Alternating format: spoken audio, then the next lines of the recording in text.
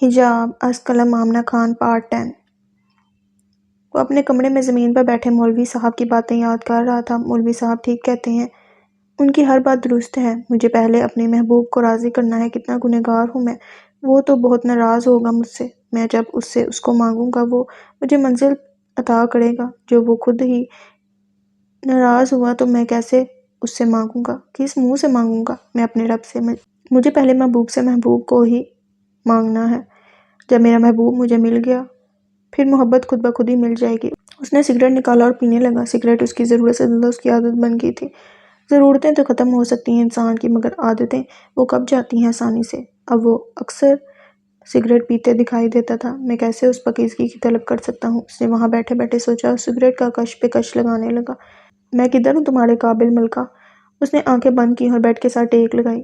اس کا سراپا اس کو اب سکون دیتا تھا۔ وہ پوری پوری رات اس کو سوچتا تھا، کبھی اس کی قربت پہ مسکراتا اور کبھی رونا شروع ہو جاتا۔ اب رات کی تنہائی میں اس کے پاس 3 چیزیں ہوتی تھیں، ملکہ، سگریٹ اور اس کی ڈائری۔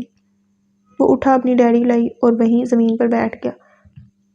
ڈائری کھولتے ہی اس کے پہلے صفحے پر اس نے بڑا بڑا لکھا ہوا تھا، میری ملکہ کے نام۔ اس نے ملکہ اتنی خوبصورتی سے لکھا تھا کہ دیکھنے والا دیکھے تو حیران رہ جائے۔ میری ملکہ کی ملکیت۔ اس کے اگلے صفحے پر اسی خوبصورتی کے ساتھ میری ملکہ کی ملکیت لکھا تھا اور اس کے نیچے مختصر سا نوٹ لکھا تھا، اگر ملکہ کی میری زندگی میں آنے سے پہلے میں اس دنیا فانی سے کوچ کر گیا تو یہ ڈائری میری ملکہ کی ملکیت ہوگی۔ اور اس کے بعد اس نے ہر صفحے پر اس کی آنکھوں کا تبصرہ کیا تھا۔ اس نے شاید ہی اپنی محبوبہ کی آنکھوں پہ اس قدر خوبصورت لکھا ہوگا۔ وہ اس کی ہر ادا لکھتا تھا، اس کی معصومیت، اس کے مسکرانے پہ اس کی آنکھوں میں چمک آنا۔ وہ ایک ایک چیز لکھا کرتا تھا۔ اس نے آج بھی قلم لیا اور اسے لکھنے لگا، تجھے دور سے چاہنا منظور ہے مجھے، میری اس عبادت پہ غرور ہے مجھے، تجھے اپنے لفظوں میں چھپا کے رکھوں گا، اپنی شاعری میں بسا کے رکھوں گا۔ یہ کیسے ممکن ہے؟ کوئی محبوب سے نور مانگے اور اس کو نور نہ ملے، کوئی اس سے سکون مانگے اور اس کو سکون نہ ملے۔ وہ تو مانگنے پہ اپنا آپ دے دیتا ہے، وہ تو مانگنے پر خود دل میں اتر جاتا ہے۔ جو خود کو ہمارے سپرد کر دے وہ کوئی اور چیز کیسے نہیں دے گا؟ وہ عطا کرنے والا ہے، وہ عطا کرتا ہے۔ کوئی اپنے دل سے ایک نامحرم کو بھول جانا مانگے تو وہ کیسے نہیں بھلا دے اس کو؟ وہ اپنے بندے کو ایسے درد میں کیسے رکھ سکتا ہے؟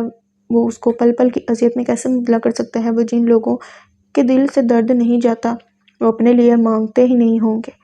وہ اس کے در پہ کسی نامحرم کا بھول جانا نہیں مانگتے، وہ تو اس کے در پہ بیٹھ کے نامحرم کو مانگتے ہیں، محبوب سے محبوب کے بجائے کسی اور کو مانگتے ہیں۔ اس ذات کو تو نفرت ہے شرک سے، وہ اپنی محبت میں شراکت کے در برداشت کرتا ہے، وہ پھر اور درد دیتا ہے، اتنا درد کہ انسان اس سے اس کو مانگنے پر مجبور ہو جاتا ہے۔ وہ اسی کے ہاتھوں اسی کو درد دیتا ہے جس کو ہم سجدوں کے بعد مانگتے ہیں۔ یہ دنیا کی محبتیں تو بس دکھ، درد، تکلیف اور اذیت دیتی ہیں۔ کبھی کسی کو دیکھا ہے کہ کوئی سچی محبت کرے اور وہ خوش رہے؟ عشق مزاجی تو بس ایک سیڑھی ہے محبوب کے در تک جانے کی۔ ہم خوشی میں کب اس کو یاد کرتے ہیں، ہم کب بات بات پہ الحمدللہ کہتے ہیں۔ وہ جب ہمیں ایک چیز عطا کرتا ہے ہم اس کی عطا کی ہوئی چیز کو بھول جاتے ہیں اور دوسری طلب کرتے ہیں، اور وہ رحمان ہمیں وہ بھی دے دیتا ہے۔ ہم کب اس چیز کے مل جانے پر شکرانے کے نوافل پڑھتے ہیں؟ ہمیں تو یاد بھی نہیں ہوتا محبوب نے ہمیں نوازا ہے، لیکن جب ہمیں محبت ہوتی ہے وہ محبت عشق بنتی ہے۔ ہم سجدوں کا رخ کرتے ہیں، تہجد پڑھتے ہیں، وظیفے کرتے ہیں، بس صرف ایک شخص کی محبت میں اس کو پانے کی خاطر، پھر وہ ہمیں اور درد دیتا ہے۔ بعض دفعہ تو اس شخص کے ہاتھوں ہمیں ذلیل کرواتا ہے تاکہ ہم پلٹیں اس کی طرف جو ہماری محبتوں کا وارث ہے۔ زرمینہ نے ایک نامحرم کو نہیں مانگا تھا، اس نے تو اس کا بھول جانا مانگا تھا، تو کیسے ممکن تھا کہ وہ اس کو سکون نہ دے، نور نہ دے؟ اللہ پاک، آپ نے زرمینہ گل کو سکون نہیں دیا، اپنا نور بخشا ہے۔ میں نے تو آپ سے اس شخص کا بھول جانا مانگا تھا، آپ نے تو مجھے اپنا آپ ہی دے دیا۔ وہ جانماز پہ بیٹھی سکون کے آنسو بہا رہی تھی اور رب کا شکر ادا کر رہی تھی، اس رب العالمین کا جو مانگنے پر خود کو سونپ دیتا ہے۔ وہ اٹھا، بالکنی کے پاس گیا، کھڑکی کھولی اور صبح کا نظارہ کرنے لگا۔ وہ جو چاندنی میں تھی ہلکی ہلکی اندھیرے میں تھی۔ ایسے بھی عید کی صبح میں کچھ عجیب سا سحر ہوتا ہے جو انسان کو اپنے اندر جکڑ لیتا ہے، کچھ عجیب سی پرسکون صبح ہوتی ہے جو سکون قلب دیتی ہے۔ وہ واش روم گیا، شاور لینے کے بعد اس نے سفید سوٹ پہنا اور اس کے اوپر کالے رنگ کی واسکوٹ پہنی۔ وہ شلوار قمیض میں ہمیشہ ہی بہت دل نشیں لگتا تھا، کوئی بھی اس کو دیکھے اور فدا ہو جائے، ماشاءاللہ کیے بغیر نہ رہ سکے۔ وہ شیشے کے سامنے کھڑا ہوا، پرفیوم لگائی، اپنی داڑھی پر ہاتھ مارا، اس کے چہرے پر داڑھی ایسے سجتی تھی جیسے پھولوں پر شبنم کے قطرے۔ اب وہ عید کی نماز کے لیے بالکل تیار ہو گیا تھا۔ تیار ہونے کے بعد وہ سب کو عید کا سلام کرتا تھا، ماں سے پیار لیتا، باپ کے ہاتھ چومتا اور بہنوں کو گلے سے لگاتا اور باری باری پانچوں کو عیدی دیتا۔ آج وہ تیار ہونے کے بعد شیشے کے سامنے کھڑا ہوا اور آنکھیں بند کی۔ آنکھیں بند کرتے ہی اس لڑکی کا سراپا اس کی نگاہوں میں گھما۔ اس کے چہرے پہ مسکراہٹ آئی، لبوں سے بے اختیار نکلا، عید مبارک میری دل کی ملکہ۔ اسی مسکراہٹ کے ساتھ اس نے آنکھیں کھولی اور پھر سے بولا، عید مبارک ہو تمہیں۔ وہ جب بھی شیشے کے سامنے کھڑا ہوتا اس کو لگتا وہ لڑکی اس کے سامنے کھڑی ہے، اس کی آنکھوں میں ہے، اس کی مسکراہٹ میں ہے، اس کے اندر ہے۔ جب وہ اس کے اندر بستی ہے اس کو اپنے آپ میں ہی وہ نظر آتی تھی اور وہ گھنٹوں اس کو دیکھتا تھا۔ ملکہ میں دعا کرتا ہوں اگلی عید پہ تم میرے ساتھ اس شیشے کے سامنے کھڑی ہو، میں شیشے کو دیکھنے کے بجائے تمہیں دیکھا کروں۔ ملکہ جب تم ساتھ ہوگی میں راتوں کو اٹھ کر شکرانے کے نوافل پڑھوں گا، میں کیسے خدا کا شکر ادا کروں گا تمہارے ملنے پہ۔ وہ شیشے کے سامنے کھڑے ہو کر خود سے ہی باتیں کرنے لگا، زری کون سے کپڑے پہنو گی؟ میں نے دونوں سوٹ پریس کر لیے ہیں۔ رقیہ بیگم نے ایک بازو پہ سرخ اور ایک پہ سفید سوٹ رکھتے ہوئے اس سے پوچھا، اماں کوئی بھی رکھ دینا۔ وہ شیشے کی طرف مڑی، اپنے خوبصورت لمبے بالوں کو تولیے سے خشک کر رہی تھی۔ زری ایک بار دیکھ لو تاکہ میں ایک رکھ لوں اور دوسرا الماری میں لگا دوں، تم نے تو دیکھے بھی نہیں ہیں اپنے عید کے کپڑے، پتہ نہیں کون سی دنیا میں ہو تم آج کل۔ انہوں نے کپڑے ٹھیک کرتے ہوئے اس کو کہا۔ اس کا مسلسل چلتا ہاتھ ایک دم رکا۔ جن کے دل ہی مر گئے ہوں ان لوگوں کے لیے کون سی خوشیاں اور کون سی عیدیں ہوتی ہیں۔ اماں آپ کچھ بھی رکھ لیں جو آپ کو اچھا لگتا ہے، اس نے ادھر سے کھڑے کھڑے ماں کو کہا۔ مجھے تو تم پہ سرخ جوڑا بہت اچھا لگتا ہے زری، میری بیٹی یہ پہن کر ہمیشہ ہی شہزادی لگتی ہے۔ انہوں نے سرخ فراک کو دیکھتے ہوئے پیار سے کہا، ٹھیک ہے اماں وہی چھوڑ دیں، میں وہی پہنوں گی، اس نے ماں کو مسکراتے ہوئے کہا اور گیلا تولیہ واش روم میں رکھنے گئی۔ اماں میری جیکٹ کدھر ہے؟ سلطان اونچا اونچا بولتا ہوا زری کے کمرے میں آیا۔ ایک تو مجال ہے سلطان، تمہیں کوئی چیز مل جائے۔ اماں اتنا دیکھا ہے نہیں ہے نا، آپ دیکھ کے دے نا۔ اچھا چلو میں دیکھتی ہوں، جیکٹ آنکھوں کے سامنے ہوگی اور یہ ڈھونڈنے ادھر آیا ہے۔ انہوں نے دونوں سوٹ اس کے بیڈ پر رکھے اور سلطان کے ساتھ باہر نکلنے لگی۔ زری دوسرا سوٹ الماری میں لگا لینا۔ پھر انہوں نے دروازے سے ہی بیٹے کو کہا جو بھائی کے کمرے میں آنے پہ سر پہ دوپٹہ لیے واش روم سے باہر نکلی۔ جی اماں میں رکھ لوں گی۔ وہ بیڈ کے پاس آئی اور سرخ جوڑا اٹھایا جو اس نے ابھی پہننا تھا۔ اس نے جیسے ہی سرخ جوڑا اٹھایا اس کی نظر سفید جوڑے پہ پڑی، اس کا دل ایک دم سے دھڑکا۔ وہ وہیں بیڈ پہ بیٹھی سرخ جوڑا سائڈ پہ رکھا اور سفید جوڑے پہ نرمی سے ہاتھ مارنے لگی۔ آج سے پہلے اس کو سفید رنگ اس قدر اچھا نہیں لگا تھا جتنا وہ اس کو آج لگ رہا تھا۔ اس نے سرخ جوڑا وہیں بیڈ پر چھوڑا اور سفید جوڑا لے کے واش روم چلی گئی جو اس کو اب پہننا تھا۔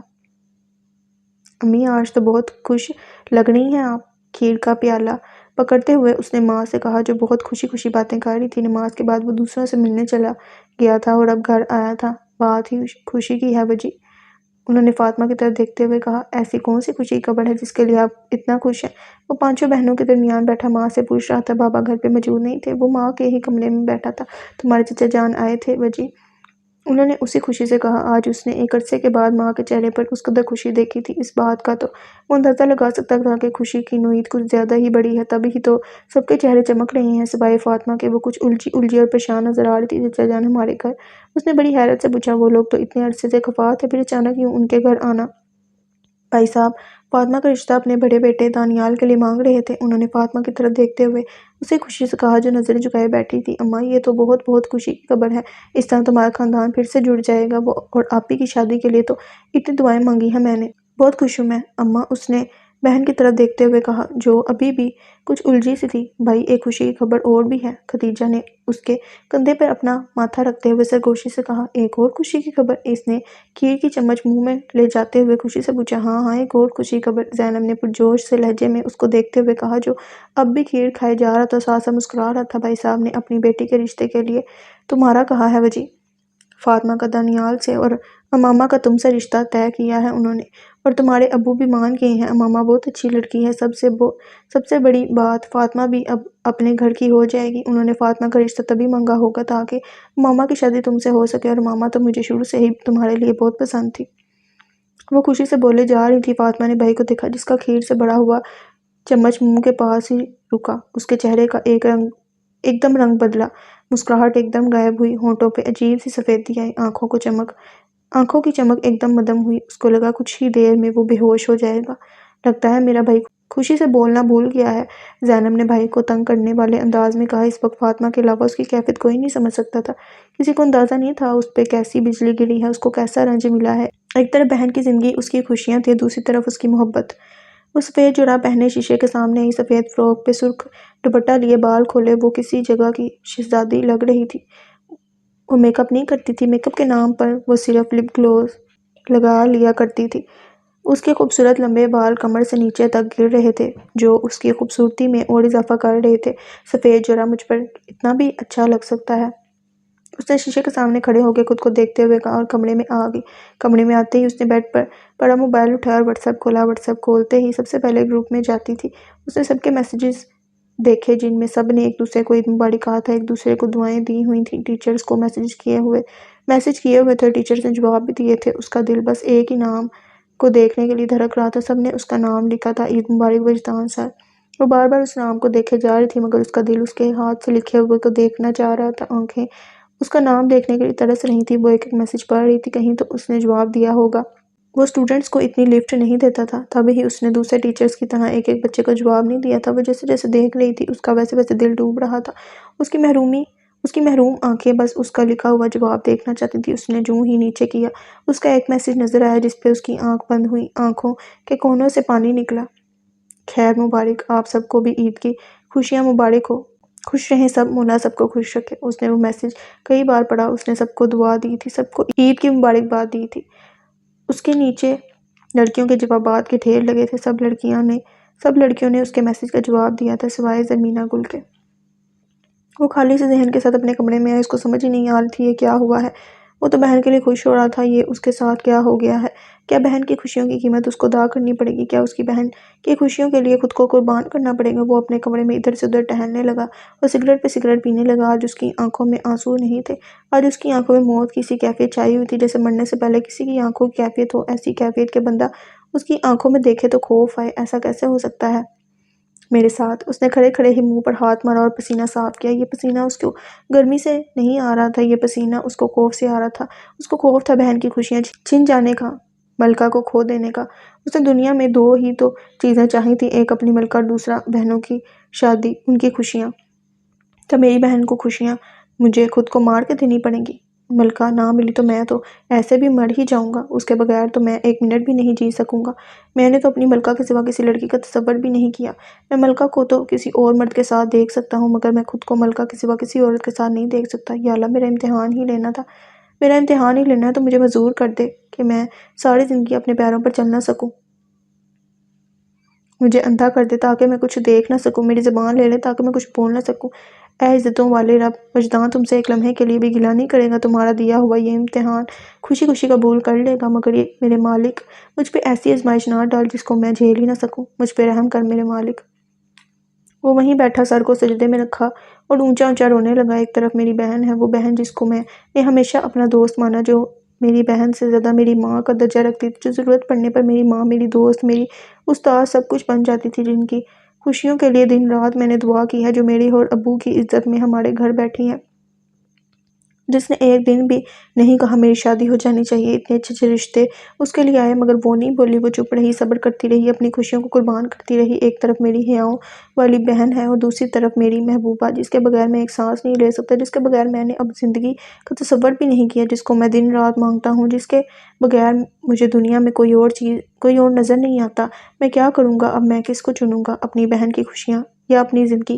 وہ وہیں بیٹھے بیٹھے روئے جا رہا تھا اور کانپتے ہاتھوں کے ساتھ سگریٹ منہ کے اندر کر رہا تھا۔ میں کس کو چنوں گا اب، میرے مالک، اپنی بہن کی خوشیاں یا اپنی زندگی؟ وجدان، جی ابو۔ باپ کے نام پکارنے پہ اسے سر اٹھا کے دیکھا، جو کب سے نظریں چکائے صرف سب کو سن رہا تھا۔ اتنے چپ چاپ کیوں رہنے لگے ہو تم وجدان؟ نہ کسی سے بات کرتے ہو، نہ اپنے کمرے سے باہر آتے ہو، طبیعت تو ٹھیک ہے نا تمہاری؟ کیا ہوا ہے، کوئی پریشانی ہے تمہیں؟ نہیں ابو، کوئی پریشانی نہیں ہے۔ وہ اسی طرح گردن جھکائے بیٹھا تھا۔ وجدان، تمہارے چچا چاہتے ہیں تم دونوں کا نکاح اسی ہفتے ہو جائے، وہ بھی مانسیرا آئے ہوئے ہیں اور بھابھی بھی آ جائیں گی، تو وہ چاہتی ہیں امامہ اور تمہارا نکاح بھی فاطمہ اور دانیال کے ساتھ ہی ہو۔ امی اس کی جھکی نظریں کب سے دیکھ رہی تھی، ایک ماں کیسے نہیں دیکھ سکتی کہ اس کی اولاد خوش ہے یا نہیں، اور اس کی حالت کو دیکھ کے ہر کوئی اندازہ لگا سکتا تھا کہ وہ کتنا ٹھیک ہے اور کتنا خوش۔ وجدان، تمہیں کوئی اعتراض تو نہیں ہے نا اس رشتے پہ؟ اب کی بار ابا نے اس کو مسلسل چپ بیٹھا دیکھتے ہوئے پوچھا، جو کب سے اس کو دیکھ رہے تھے۔ نہیں ابو، کوئی اعتراض نہیں۔ اس نے نظریں جھکائے، آنکھوں میں نمی لیے بس اتنا ہی کہا، اس سے زیادہ وہ کچھ اور کہہ بھی نہیں سکتا تھا۔ بھائی کی یہ حالت دیکھ کر پاس بیٹھی فاطمہ کے دل پہ ایک دم جیسے خنجر چلا۔ اس کا بھائی آج اپنی بہن کی خوشیوں کے لیے اپنی خوشیوں کی قربانی دے رہا تھا۔ جو بہن کی زندگی بنانے کے لیے خود کی زندگی برباد کر رہا تھا، اس کی آنکھوں میں ایک دم آنسو آئے جو حلق میں اٹکنے لگے۔ ایک بہن کدھر بھائی کی اتنی بڑی قربانی قبول کر سکتی ہے؟ بہنیں تو بھائیوں کے لیے قربانی دیا کرتی ہیں، وہ لے کیسے سکتی تھی؟ ابو مجھے شادی نہیں کرنی۔ وہ جو کب سے اتنے دنوں سے ضبط کیے بیٹھی تھی ایک دم بول پڑی۔ اس کے ایک دم سے ایسا بولنے پہ سب نے اس کو دیکھا۔ جو آنکھوں میں آنسو لیے بولی تھی، جی ابو مجھے شادی نہیں کرنی، اور اگر میری شادی دانیال سے کر رہی ہیں تو پھر وجدان کی نہ کریں۔ اگر چچا جان ایسے راضی ہوتے ہیں تو ٹھیک ہے، نہیں ہوتے تو دونوں رشتوں کا انکار کر دیں۔ وہ آنکھوں میں آنسو لیے بس بولے جا رہی تھی اور پاس بیٹھا بھائی اس کو دیکھنے لگا۔ خدا نے بہنوں کا کیسا دل بنایا ہے جو بھائیوں کے لیے قربان ہونے پہ ایک منٹ نہیں لگاتی۔ وہ بیٹی جو آج تک ابو کے سامنے نہیں بولی تھی، آج اپنے بھائی کے لیے لڑ رہی تھی۔